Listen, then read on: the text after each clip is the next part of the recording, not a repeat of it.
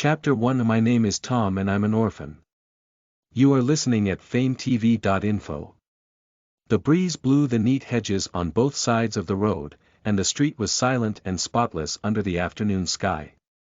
Everything was so clean, tidy, and well organized, even the trash cans by the road looked clean. The only living creatures on the street were a teenager and a silver tabby American Shorthair.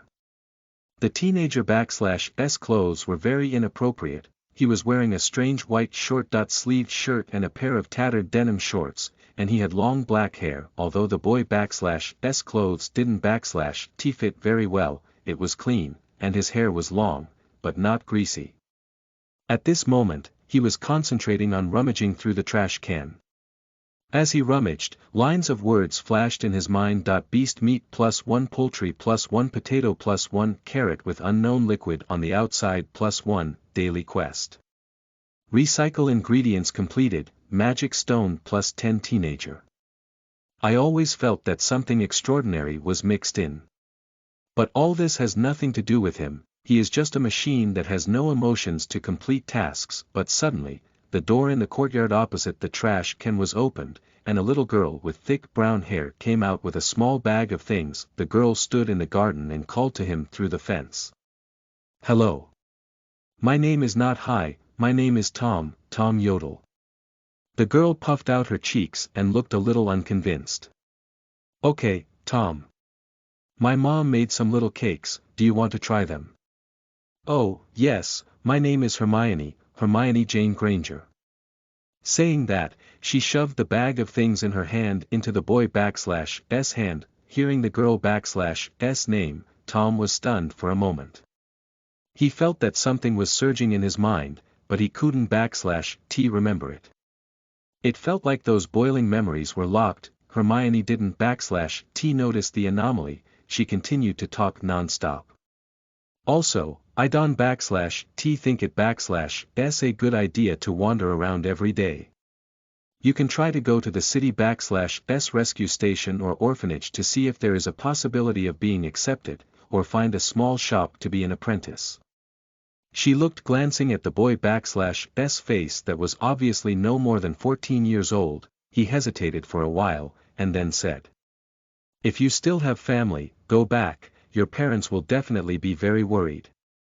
The girl is actually quite talkative, Tom asked himself. He wouldn't/t talk so much with a scavenger. He smiled at Hermione, then picked up a withered white rose flower from the bushes in the garden. The flower quickly regained its vitality in his hands, and it became as if it had just been picked from the flower bush. "This is for you." "Thank you." He handed the flower over to the kind little girl in front of him. "Oh." Hermione looked surprised at this moment. The tabby cat had quietly run to the feet of the two of them, staring at them both silently. But no one cares. After all, what kind of bad thoughts can cats have? Tom saw the tabby cat out of the corner of his eye. He leaned over and picked it up, and picked up the big cat. Perhaps it happened suddenly. As a cat, the tabby cat didn't/t react and was caught by a hand. He picked it up, and then a hand fell on her head, touching. It/s beautiful, isn/t it. This cat, I/v always wanted to have a cat, but I/am afraid they will eat the pigeons near my house. Ouch, the tabby cat suddenly exerted force and jumped out of his arms. Ha, this cat is still afraid of life. I/ll go first, thank you for the cake. Tom smiled at Hermione, then waved and left without waiting for her to say anything. Tom walked unhurriedly all the way, and finally came to a bridge hole. Under the bridge hole were some odds and ends. These were all Tom/s belongings. There was a smoldering fire pit on the ground. Tom took out a stick from the pile of debris, flipped it a few times, and then took out a black ball of mud. Tom smashed the outer shell of the mud ball and peeled off the leaves inside. An invisible bird appeared in front of him, and there was a strange smell in the air. Not aroma, of course, no seasoning at all. Meat, only the taste of meat. Tom took out a jar from the corner, sprinkled a handful of shiny white granules on the poultry, and then ate it one bite at a time. After a while, 1/3 of the beggars were wiped out by him. Tom, who was eating fragrantly, suddenly raised his head vigilantly, looked outside, and a pointed iron rod appeared silently in his hand. A tall, stern-looking woman appeared in front of him, wearing an emerald green robe and a pointed hat that was slanted to one side. "Excuse me, what /s the matter with you?" Tom asked alertly without relaxing. "I/am Professor Minerva McGonagall." "Professor?" Tom repeated, looking wary. "Then why are you here? Am I getting in your way?" "No, I work at a school called Hogwarts." "Can you repeat what you just did at Miss Granger/'s door?" "Okay." Tom didn't talk nonsense. He picked up a leaf and let it revive again. A look of surprise flashed in Professor McGonagall/'s eyes.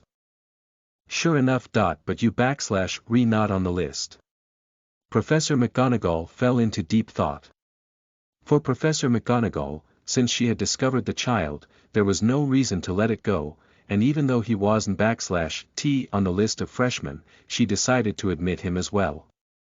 Which was her role as vice-head of Hogwarts. A little power, this is not a bad guy. Professor McGonagall can see that if Tom/'s magic power level is not channeled, he will either die in the explosion of magic power, or become silent, or the most powerful one. She recalled a memory from her youth and shivered. In terms of reason, she couldn't let a runaway silence appear on the streets of London. Then there is only one answer.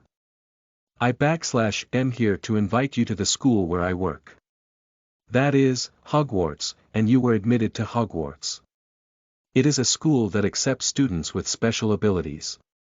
Said here, she seeing Tom/'s face change slightly, he quickly added, "It sounds a bit strange, but Hogwarts is not a lunatic asylum, it/s a magic school."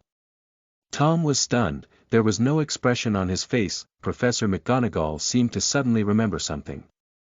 She asked Tom, "Oh, I forgot to ask. What /s your name? Are there any relatives at home?" "My name is Tom, and I/am an orphan." Tom replied subconsciously. McGonagall. Why is this family background so familiar? Listen to the full novel at FameTV.info, direct link in the description.